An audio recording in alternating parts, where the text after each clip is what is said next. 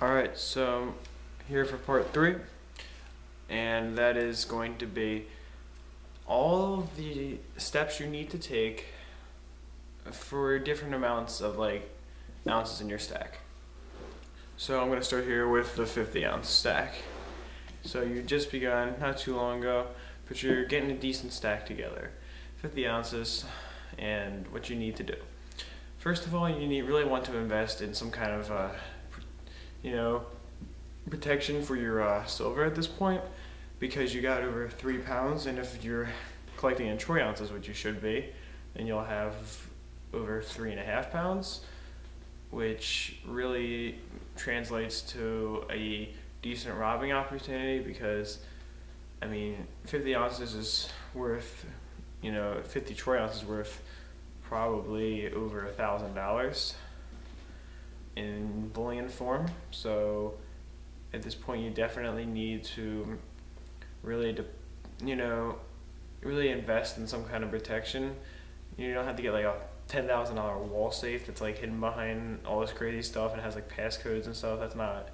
That's obviously not going to be reasonable for that much silver, but you want to get something good to hide it in, whether you get a safety deposit box, which, as I said before, do not recommend, or you can get something else like that, and just you need to really keep your silver safe. Now at this point you should be really good enough to know when to buy, making sure that you're buying at the lowest prices possible, and of course watching the market every day. So of course, let's say you have 100 ounces now. At this point, storage is mandatory. It already pretty much was before, but now it really is. You definitely should have a insurance plan on your silver. You should be really well informed about the market, and definitely make sure that you're investing at the best times. You should also be looking into every company that you buy silver from. That's always something you should do, making sure that it's not fake, and testing all your silver bars via the magnet test, and making sure that it's authentic. Now, of course, at 100 ounces, you definitely do have enough silver to really want to hide it. It's worth, a couple thousand, and definitely enough to get you noticed. Now, at 250 ounces at this point, you should probably have a very complex hiding place for your silver. You got $5,000 worth. Definitely something to, think about. Something that's very expensive, maybe, to hide your silver, just because it's so much. At this point, it's probably going to be taking up a lot of space, especially if you have it in bullion form, like bars or rounds, and therefore, now people will tell you that bars don't take up too much space because you can fit them in small areas if you have larger, 100 ounce bars or so, which is true. But if you only have 250 ounces, which I'm not saying it's a bad amount, but I'm saying if you have that much, you probably won't have 100 ounce bars. You probably have smaller ones that take a little bit more space, and you're going to need a decent amount of storage space to make sure that all your bars aren't very cramped. Now, of course, you should also, at this point, know every trend that's been happening for silver within the past 6 months at least. Definitely come up with your own prediction and what you think is going to happen to silver, but don't rely on it solely. Make sure you know what's feasible. Make sure your prediction is very feasible. Also, you should start tracking out how much money you're putting towards silver every month, seeing if it's reasonable compared to your budget, compared to your savings, and really consider, like I said, making sure that you have very good insurance on your silver, because at this point it's going to be very, what's the word I'm looking for? It's going to be very appealing to be stolen, Any burglar who finds out about it. And at this point you should definitely be very secretive about it. Don't do what I do and run a YouTube channel unless you want to take a risk like I'm trying to here. I don't have the most silver by any means, so not too much of a risk, but if you have that much, definitely be careful and probably hide your identity. Now, by 500 ounces, you're going to have a decent amount of trouble storing your silver. You've probably spent a good close to 10 grand on it. I mean, of course, you could get very good deals on silver. It's not the most difficult thing. You just gotta be basically very swift when you do it. Make sure that you can get the deals before anyone else does. Auctions work, but usually silver does sell for around fair value in an auction, especially in a very big auction like on eBay, which is the #1 auction website in the world. Now, of course, at this point, you should really basically be authenticating everything you have and being very careful with buying it, because you've probably bought a 100-ounce bar at this point, or something around there, 50-ouncer, and I mean, people are willing to fake those because they're worth $1,000 or $2,000, and you should definitely make sure it's real. Hand poured silver is probably the best way to go when it comes to larger bars, because those are less easily faked. Of course, pressed bars, there's nothing bad about them. They're just kind of more common fakes than pressed than poured, because you can tell easier if a silver bar is fake when it's poured than when it's pressed. So a lot of people will press them. It makes it look more professional. Now, by 1,000 ounces, congratulations, you've hit a very big milestone for the silver stacking community. At this point, you have a lot of money's worth of silver, enough to really be of interest to anyone who's looking for a lot of money. It'd be very easy for somebody to find out about it, so you need to be very careful. Make sure that it's very well hidden, and also make sure that your budget is strong enough to support all the silver. And if you're about to file for bankruptcy, then you're gonna have to really consider selling some. Also make sure that you have a very sound portfolio by diversifying into other metals besides silver. At this point, you should have at least 10 ounces of gold at this point if you have 1,000 ounces of silver, because you'll have an equal value of gold and silver. Actually, not really. I mean, it's still going to be more higher value of silver, which is a good thing, really, but maybe 12 ounces or so of gold would suit you. And also make sure that you have a decent amount of other metals, whether it be contracts for them, although I don't recommend those. I think you should actually have the metals. But either way, at this point, like I said, very risky. Don't really tell anyone about it, because if anyone wants to, they can try to steal your silver. I mean, at this point, you really shouldn't even have it hidden at your house anymore. You should have it hidden out, just because it's easier to rob a house than it is to rob a bank. A lot easier. And if you're hiding out a bank, bank teller might steal it. So just don't let anyone know what you have in your bank vault. Now, of course, anything beyond this is a lot of silver, and all these tips apply. So part 3, wasn't exactly long. It's just what to do with basically all your silver. And part 4 will be all about just miscellaneous tips. So part 4 is beginning. Like junk silver is basically coins that are damaged, and if you can probably get it for under spot. So probably get 3 ounces of junk silver for maybe, probably around 45 or so, if you can get a good deal. So make sure you definitely do that if you can with silver purchasing. Now let's go to someone with a little bit deeper pockets here. Let's say you have anywhere from 100 to 500, let's say, big range. I know, but if you have this much money, congratulations, you can get a decent amount of silver.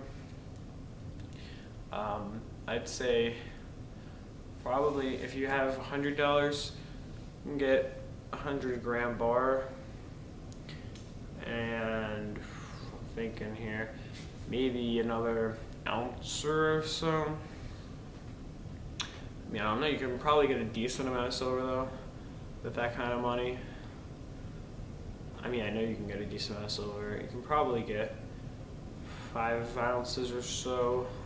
If you get, you can probably get you can get a 5 ounce bar and save a little bit, have enough maybe for a half ounce or something around there. And if you have up to 500, then you're doing really good. A lot of savings for silver, that's really good. You want to always have a lot of savings when it comes to silver, and half a grand can get you a lot of silver. Maybe at these prices, if you can get a good deal, you can get a kilo of silver for 500, and that's 32.5 ounces or 32.15, I believe, somewhere around there. I know it's about a third of the way to 100 ounces. So, if you could get that much silver, then that'd be really great for you, because silver, as in kilo amounts are larger, it's going to be worth a lot in the future, I can promise you. So yeah, you'd be very, very well on your way to making good money off of it. Up from there, we'll go up a few more. Say you can get $1,000 of silver, again probably 2 kilos. You're not gonna want to. I'm just trying to give the best amount of most silver you can get. 2 kilos of straight bullion, probably. Of $1,000, you could get a lot of nicer coins, or a few very nice coins. You know what I mean? Like, you could probably get with $1,000 a very rare dollar coin, or other older coin, whether it be rare or just rare in its condition. But either way, you could get a very nice coin, or a few very nice coins, or some cheaper coins that are also nice, that are anywhere from the $20 to $50 range. Also not very bad. And anywhere upwards from that is a very good starting amount. You're not going to want to spend over 10 grand though at all, because you're just starting. That's very risky to spend anything over that when you don't really know much about silver. Even spending $1,000 is extremely risky, but it's still doable, and I would still do it if I could. You just get up here with you guys. If you have 50,000 or more, then don't even bother, because wait and do your research. See if silver is even something you want to get into before you spend that much money on it, just because it's very risky and you need to know the potential risks. Now let's continue on here after the initial buying, and that is with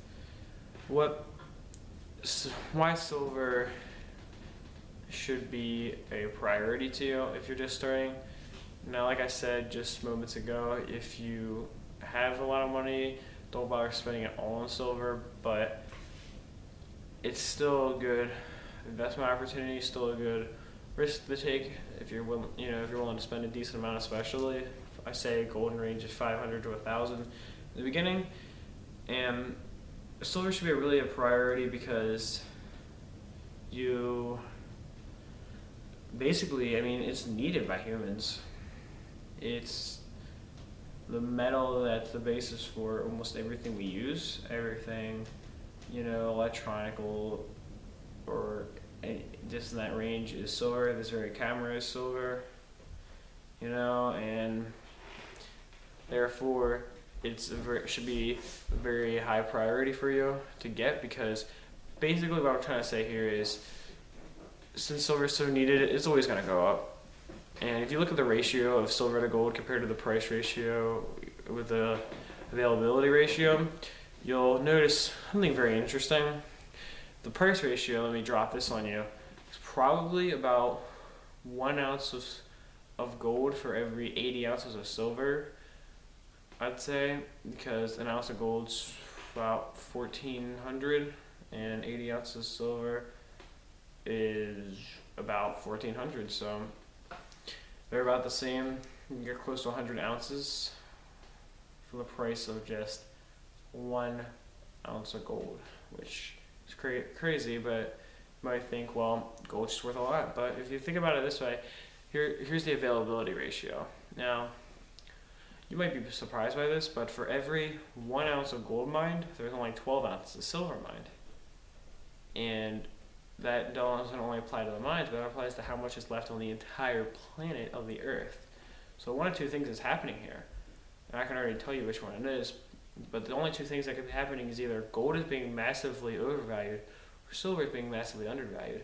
And guess what? It's the latter of the two. Silver is extremely undervalued if you think about its potential in markets with electronics. When you think half of all silver mined and gold mined goes into electronics, so therefore you think gold really couldn't be too overvalued, and it's not. Gold is highly necessary for Earth. It's extremely rare, but silver definitely deserves at least $100 an ounce value. And if there's a huge metal crisis, a dollar collapse, or anything like that, silver, gold, and other precious metals are going to be the only thing that holds value. Therefore, making it your top priority in a world like that. And you're going to be, a guy who just has 10 ounces of silver is going to be potentially have tens of thousands of dollars, because it's so necessary for humans, and especially in a time of crisis. So you should be banking on a crisis happening with silver, and that should definitely make it a priority for you, because in a world like that, the people who own the precious metals are going to be the people who own the money.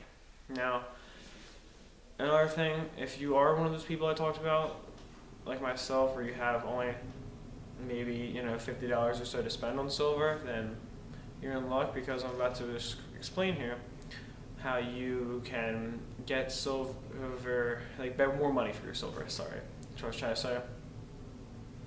More money, how you can get more money to spend on silver, and that is very simple to do. Simply take your bills and try to cut them up as much as you can. Try to cut off as much money off them as you can.